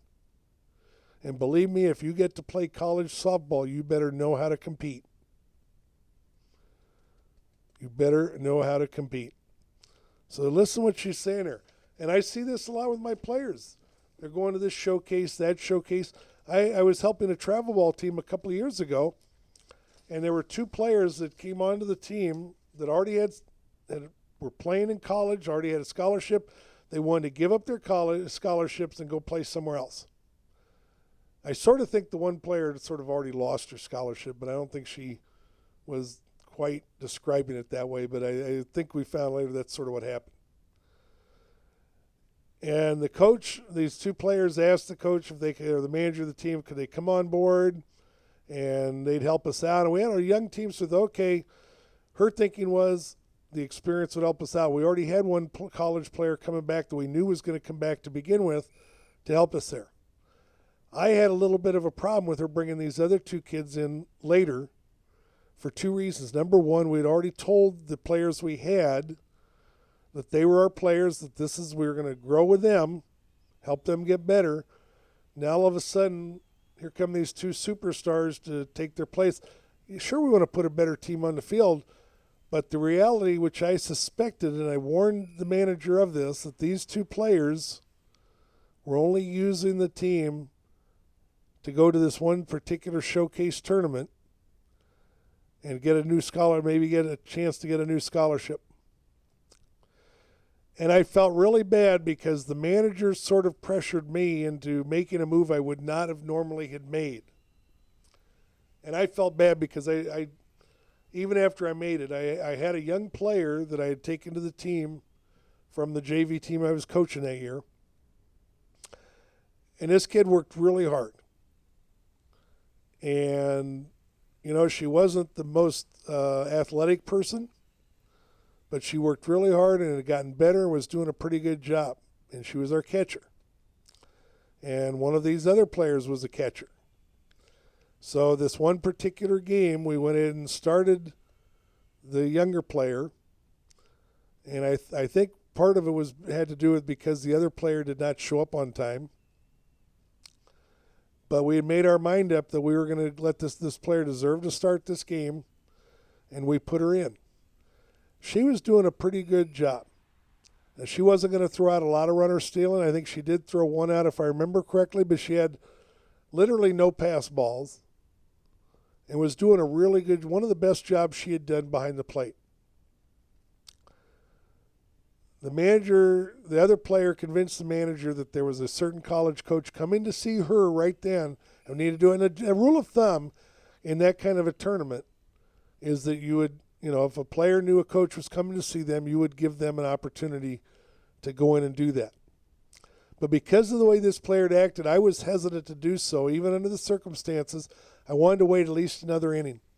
The manager said, we got to get her in. And I don't know that the coach even showed up, because I think I remember hearing the player was mad after because the coach didn't, or the coach showed up later or something.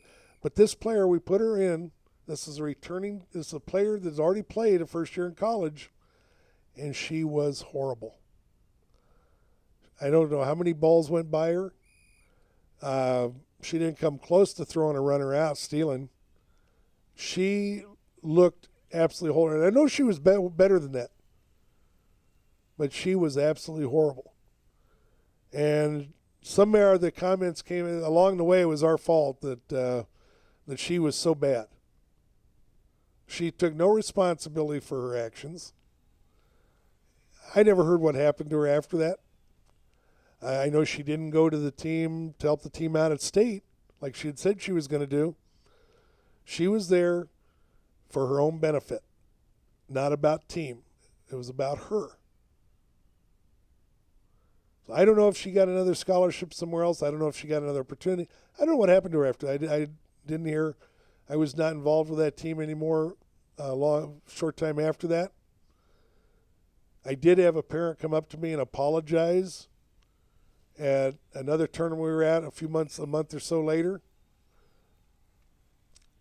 because the parents were like, they were all about themselves at that time. They weren't looking at team. We need to get back to teaching our players responsibility. We need to get back to teaching them team. Coach Mike here, we're going to take a quick break. Be back after these messages.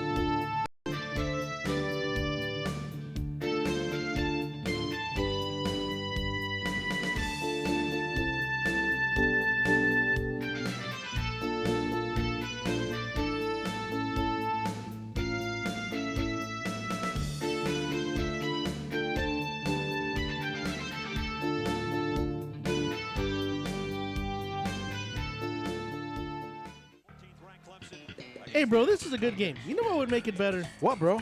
A michelada. A michelada? What's a michelada? A michelada is somewhere in the middle of a Mexican Bloody Mary and a Mexican margarita. Oh, I got you covered, bro. You got a cup in your pocket? No, sir. I got my pocket-sized michelada. Mucho macho michelada. Pocket size? Pocket size, so you can take it with you anywhere you go. Where'd you get that at? At the nearest convenience store, and you can also buy it at muchomachomichelada.com.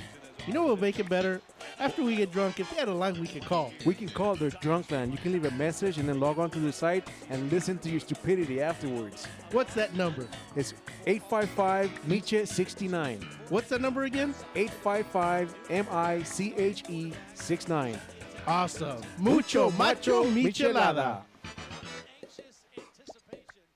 The experts know that for pastry, Baker's Bodega has it all. Exclusive brands like Westco Bankmart, Satin Ice, and Pastry Pride. One-on-one day seminars for cake decorating and gelatin art. So for our service, wide range of ingredients and supplies, and for the low prices, Baker's Bodega has it all. But you don't need to be an expert. Baker's Bodega, 7869 Paramount Boulevard in Pico Rivera. Come, we're waiting for you.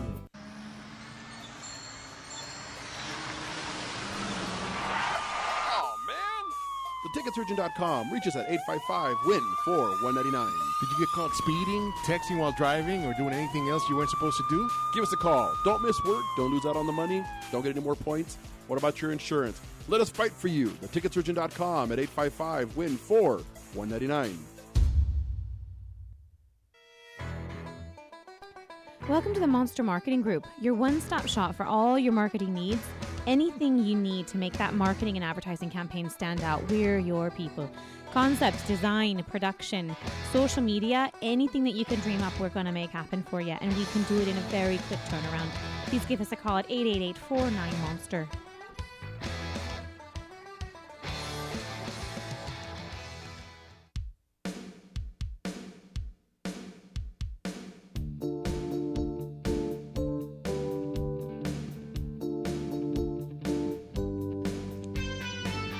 Thank you for joining me today. Coach Mike here.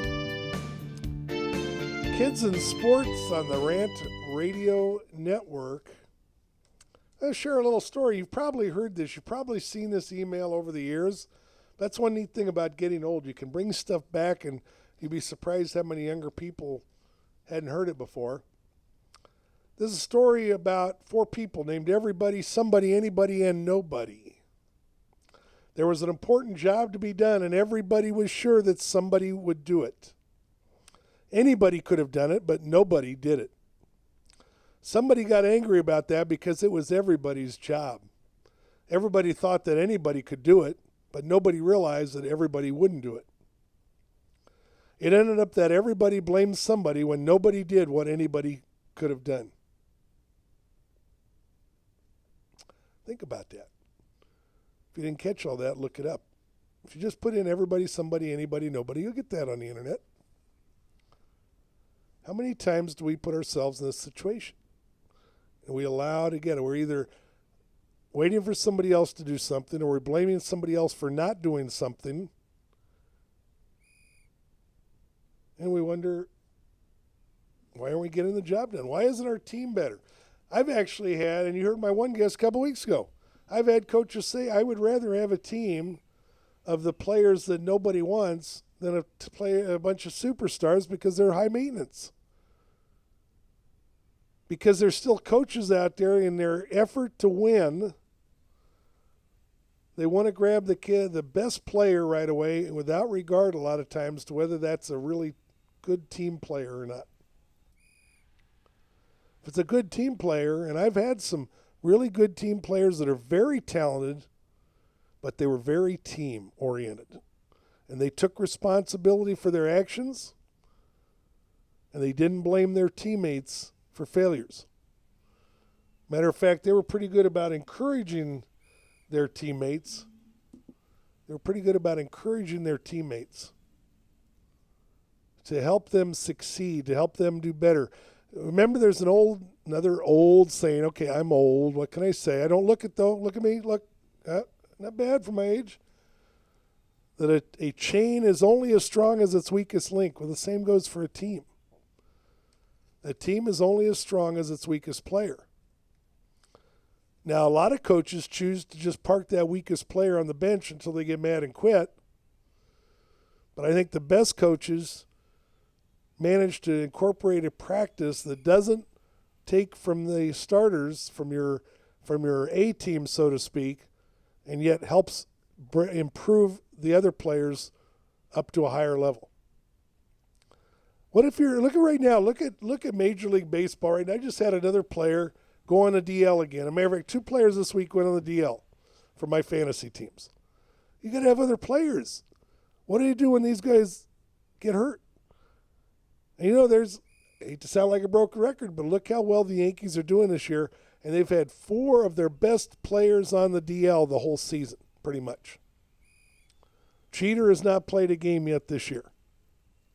Granderson, I don't think, has played a game this year. Teixeira was on the DL, came back, went back on the DL again. I think he's done for the season. And who else was out? There's one more.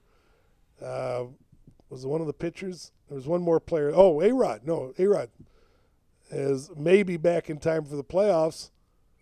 Is he going to be at his normal level that we expect from him when he's coming back at that point? I know he's going to work real hard to try to get there, but I sort of suspect that he's near that point where he's going to retire. His body's starting to break down, and you can only do so much. At some point, you got to say, I've had enough. But the Yankees, last I looked, were still in, I think, second place.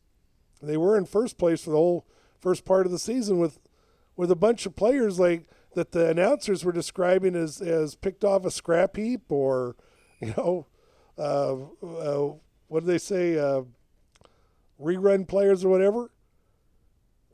Now, how is that? Maybe it's because they are a team.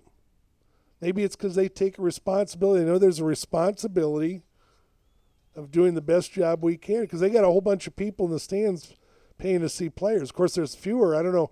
I was watching the Yankee game on TV the other day, and I was surprised that on a weekend afternoon game how many empty seats there were.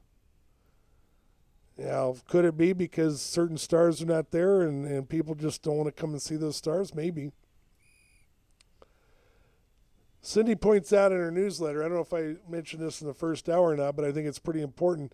Within the youth softball world, we seem to have lost our patience with teaching and development and have turned towards an insistence on performance. We've lost the concept of young players needing time and patience and teaching in order to develop their skills and talents, and yet that's what the younger age group programs are all about. The younger age programs are for teaching players the skills they'll need when they get older and not for demanding those young players suddenly have those skills without going through any reasonable learning curve. Too many parents and coaches have lost patience with development and see every single error or delay in progress as a blockade to that golden ticket of a college scholarship. How many players doing travel ball right now has spent any significant time on a bench as a substitute player? I know there's some, but I bet I'd be willing to bet you there's fewer now because you got more people jumping teams. Now, maybe with the economy, as some of those players have gotten out of travel because of the economy, because they couldn't afford it. But so many players jump teams from team to team to team, trying to find the team that sees their son or daughter the same way that the parents see their son or daughter, or that they want to see their son or daughter. They want that golden ticket. And I go back and I always love and always will love that NCAA commercial. 75% of our student athletes go pro in something other than sports. We forget that part. Does that mean we should get rid of sports altogether? No, it doesn't. Sports is a good teacher of many valuable lessons for our kids. It provides opportunities for kids that maybe can't get there otherwise. In some other countries, Major League Baseball, and maybe some other sports too, Major League Baseball is sort of that college scholarship for their players. You see the young player with the Dodgers right now, Yasiel Puig, very talented young man. Sometimes it looks like he gets a little cocky out there. I think he's going to probably learn a few lessons about that. But very talented young man. He's getting a whole new life now that he may never have experienced before.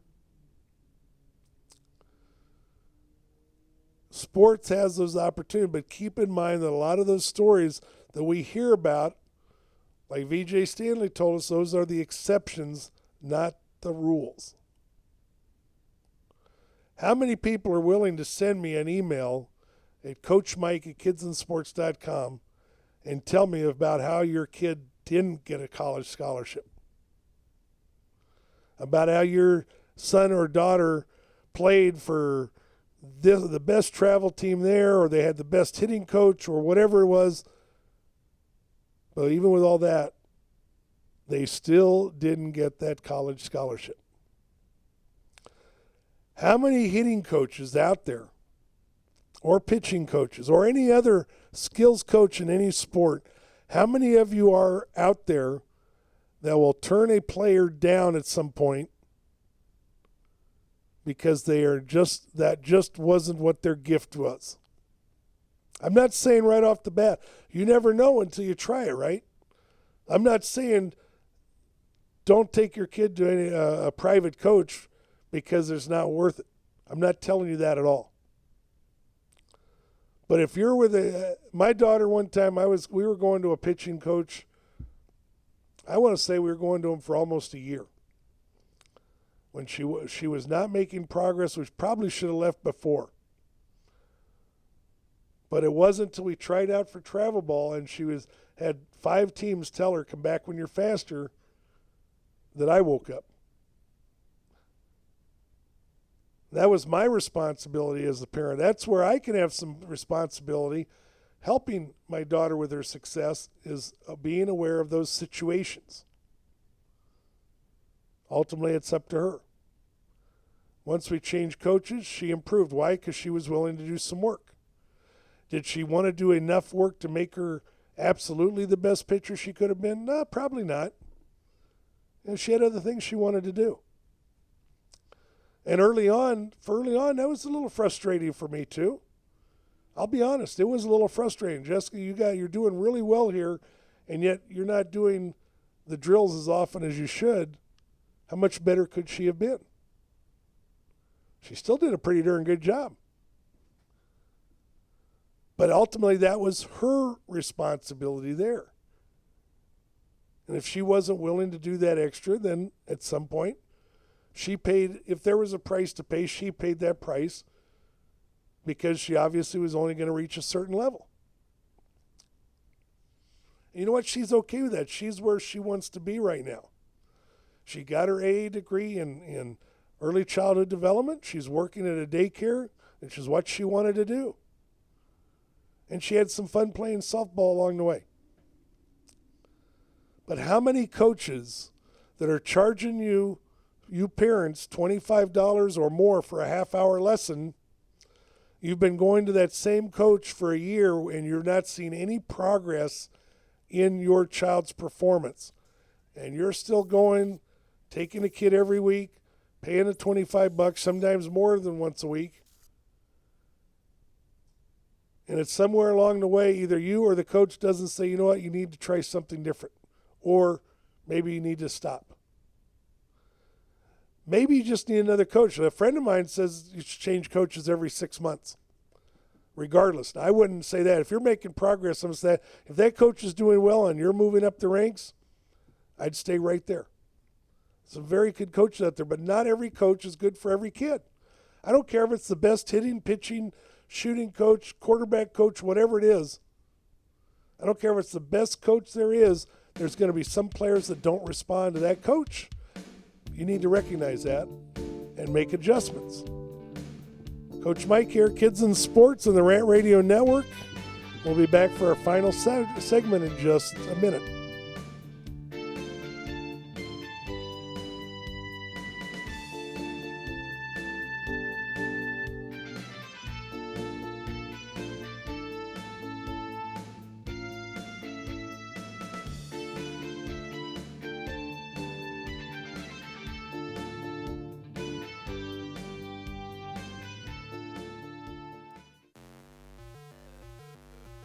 We're the Brothers Bear Podcast Live, and I'm your host, Sanch, and I'm always joined by Edgar. Carlos Madrano, and this is a show where we talk about Comics, movies, TV, video games, stand-up, music, and many more geeky things. Catch us live on Rant Radio Network on Mondays from 7:30 to 8:30 p.m. That's another commercial in the bag.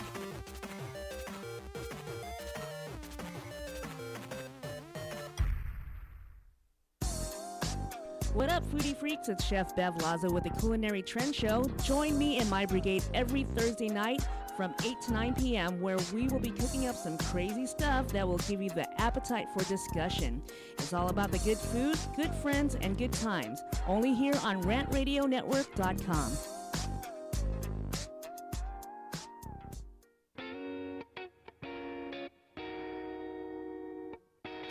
DM Narc Radio Show is now airing on the Rant Radio Network. You've heard the three guys Rant refer to us as the Clam Chowder Power Hour. Now we get to bring our New England humor over to Los Angeles. We'll be airing Friday at 2 p.m. Pacific, 5 Eastern, and we'll cover everything from local to national politics and news. Guess what? We're uncensored too. I'm Dave. Join me and Nick Friday on the Rant Radio Network. 3 balls, 2 strikes, the pitch. Swing it. Make your team look like pros with custom lineup cards. Whether you are a travel team, rec team, all-star team, or just some old guys playing slow pitch, we can make your team look a little better with some custom lineup cards. For the umpire, for the opponent, for the scorekeeper, for the dugout, no matter where your lineup card goes, you will look like a big league team with your team logo and name on top of your personalized lineup card. Just visit CustomLineupCards.com. With the best prices in town, you are sure to hit a home run with us. Visit CustomLineupCards.com and go pro.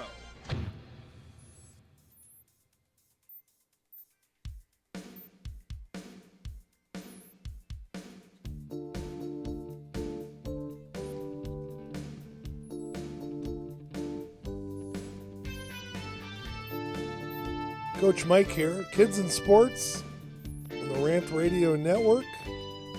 My final rant segment, talking about responsibility, talking about team. What are we doing to teach our kids about commitment, about being a part of a team, about being responsible for their success?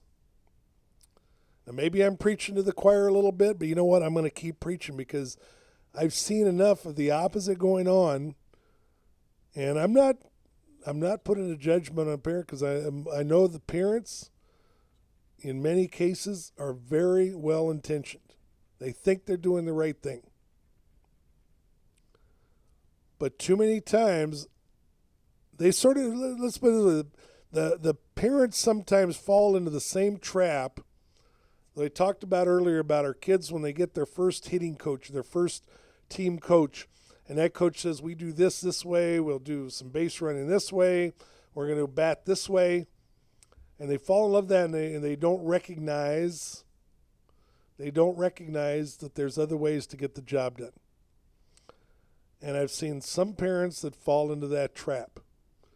They got a limited amount of space of information from a certain space, from a certain angle, and they take that ball and they run with it. God bless them. I love the fact that they're willing to do that. Kids in Sports is about helping you see that there's more than one way to get the job done.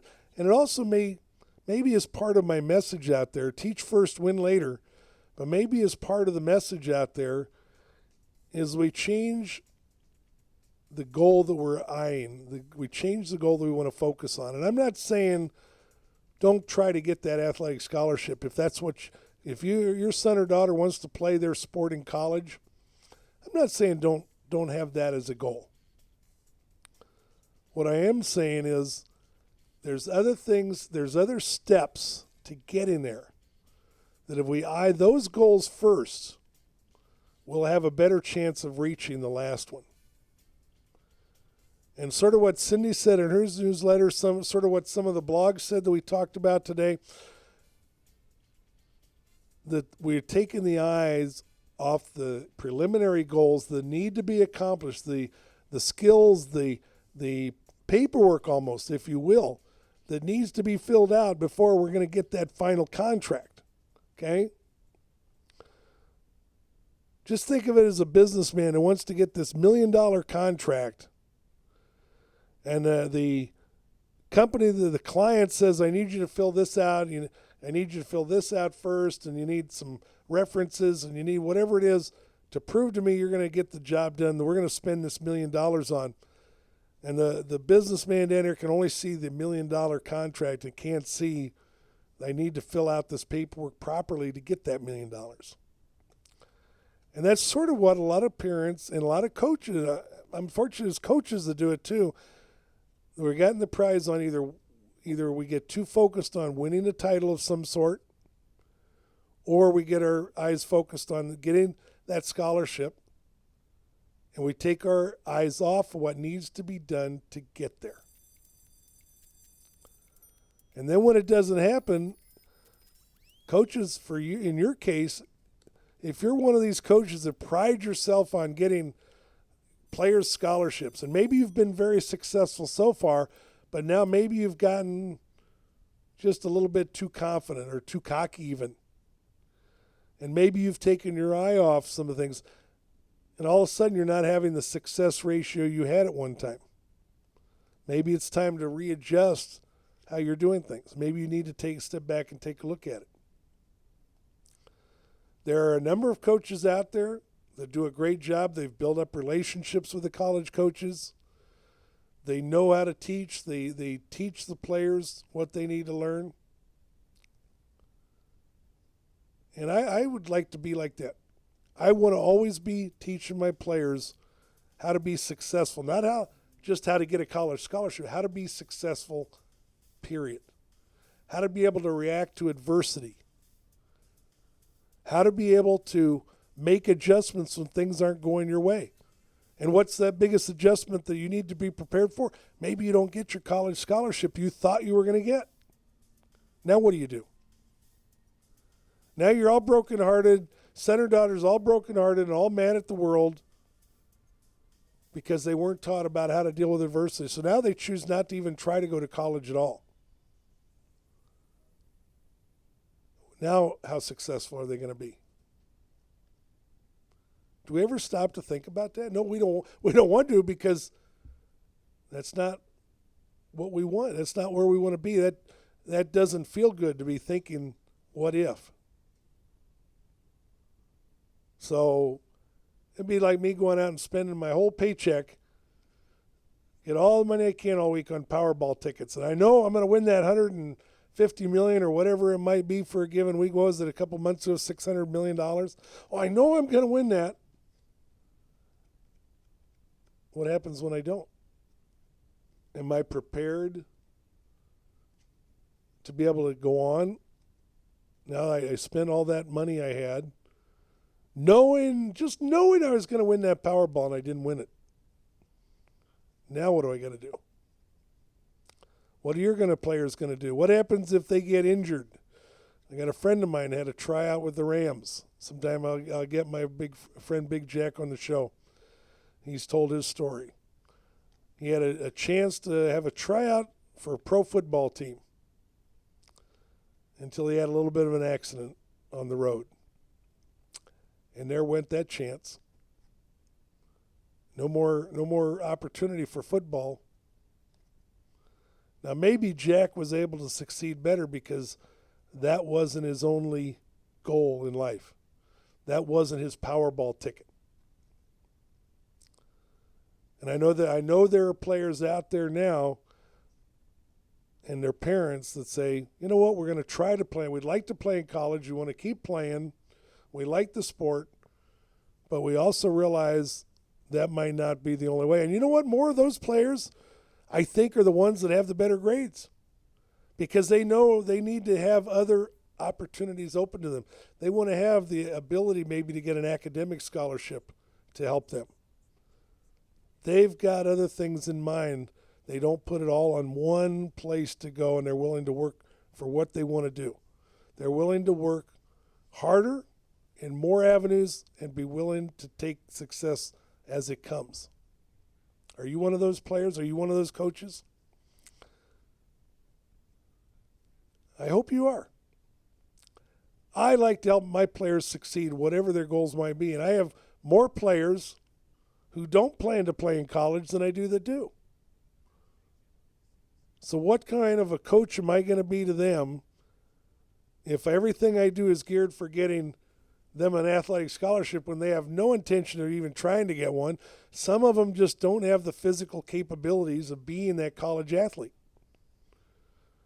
I had a young lady playing this last year. She was on JV a year ago. She had a chance to be on varsity this last season as a senior.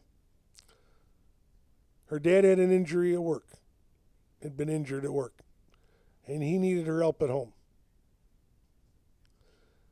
We were short players early on in the season because of a few injuries. We had a few great issues on a couple players. So she stuck out. She was a part of our team, and she was going to be there for us. Now, before even the first game, before we even got to the first game, everything changed. We had enough players on the varsity. JV was having some issues, so she came to me as a senior, and she said, Coach, is it okay if I just go play with JV because they're going to need some help, and I know I'm not going to play very much on varsity? Absolutely. So she went down there for a couple of weeks, so they got some players back. They solved some of the great issues. She came to me, she said, Coach, I'm not a quitter, but my dad really needs me at home. We've got bigger issues at home, and so I think I'm going to have to stop. I know I'm not going to – she wasn't going to play in college. If she was 6'1", this kid would be playing in college, I guarantee you. She had the attitude, she had the heart, but she was about 4'4". I don't think she was 5 foot tall. I think a kid saying 4'4". I know she was under 5 foot. And she wasn't super fast. She wasn't no athletic specimen. So high school is going to be the end of her athletic career. Okay? She had a very good awareness of who she was, what she wanted to do in life. She's going to be a lawyer. She wants to be a lawyer someday. She knows where she's going, and sports helped her to enjoy part of it. And I know she was also an inspiration to some of the other players on the team. And you know what? It had nothing to do with getting an athletic scholarship. So let's help our kids learn to take responsibility for their successes. Let's give them multiple options. Let's don't just put them in a pigeonhole and say, here's where you got to go. And give them some decision-making room. Let them have some input. Even starting at 10 and 12 years old, you can start teaching your children how to make decisions and how to take responsibility for their success. You know what? I'll bet they'll be more successful. One more last group that I want to comment on today. We're talking about responsibility. I want to just a word to the coaches out there. Even if you're not a Bible person or you don't go to church much, I encourage you to go find a Bible and read Matthew 18:6, coaches. Matthew 18:6. God has a warning for anybody that hurts kids. And we all know about Jesus said, "Let the children come unto me." And isn't that nice? And we like that. It's a nice sounding verse, very pleasant, very positive. But God also has a warning. Those that stop those kids, those that hurt those kids, it'd be better for them if they were drowned in the deepest ocean. I get disappointed. Although it seems like almost a monthly basis we have coaches that don't realize their number one responsibility out there is to teach, to lead, to set an example for, and to help our children. And when I see them violate that and they end up on TV or they're going to jail for hurting those little ones, that makes my heart ache. Thanks for joining me on Kids in Sports. I'll be back next Tuesday. Tune in to the Rant Radio Network for many of the other fine shows we have here. Have a great week.